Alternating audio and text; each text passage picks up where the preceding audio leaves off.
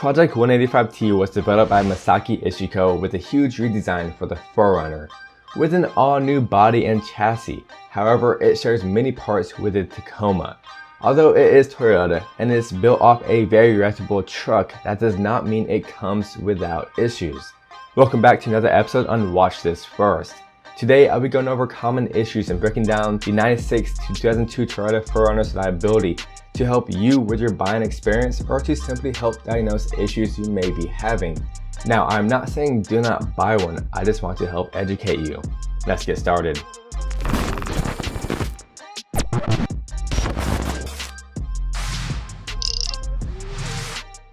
The frame of these trucks are known to rust out, especially in the north.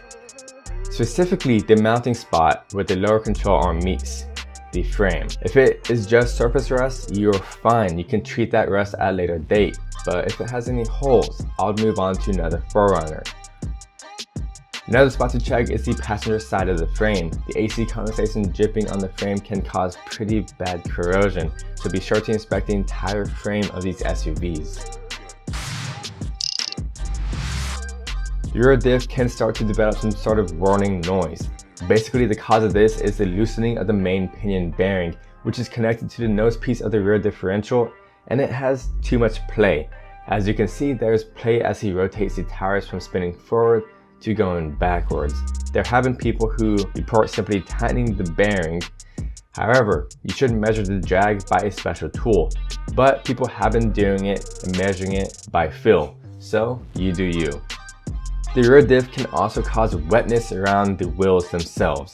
Yes, a bad wheel cylinder, which is a part of the drum brakes, can leak, and that's easy to replace. But if the axle seals are leaking, that is coming from the diff, and that means you will need to replace those seals, potentially a diff rebuild if it has been bad for a while, and a new drum brake setup because the oil soaks the entire drum brakes. Axle seals aren't expensive, and all you have to do is remove the axles and replace the seals. Easy enough with a YouTube video, in my opinion. Now, the diff breather might be the cause of this. It allows the pressure buildup from the diff getting hot and cold to basically leave, and it can become seized, restricting airflow. If that happens, then the pressure comes out wherever the least resistance is and squeezes out, which is almost always the axle seals, located right on top of the diff, so be sure to check and replace that breather. You can install an extended breather modification, which will be a good idea if you do any off-roading. Furthermore, if your wheel bearings are bad and there is a lot of play, this can also cause that leak. Replacing that bearing without a press can be proven somewhat difficult, so this is just a few things you need to check. I have links to the parts down below for your convenience.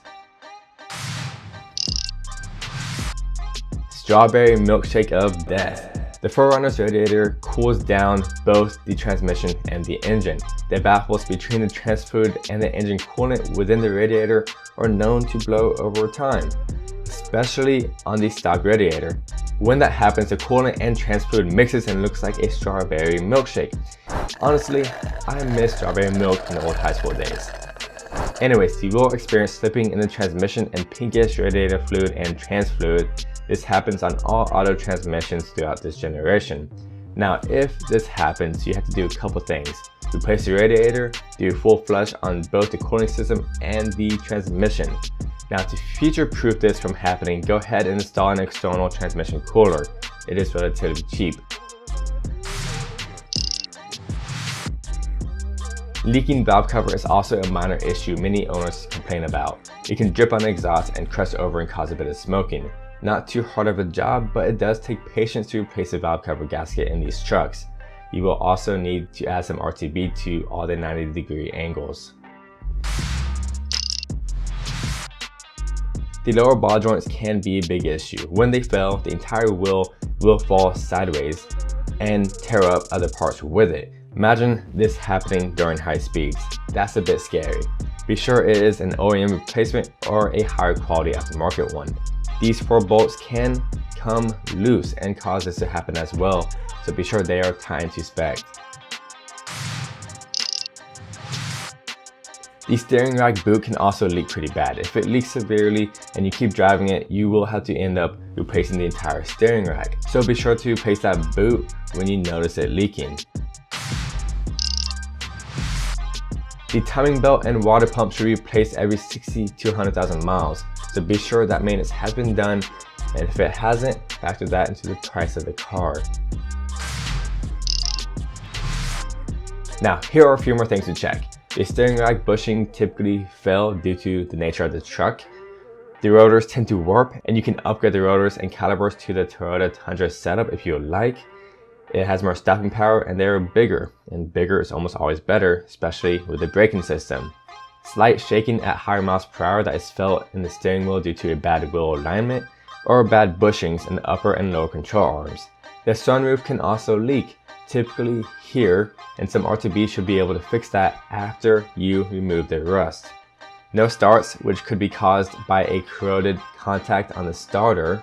Both inner tie rods and sway bar endings can also fail, and the antenna's plastic gear can chip away and not work anymore, and it is also pretty easy to replace.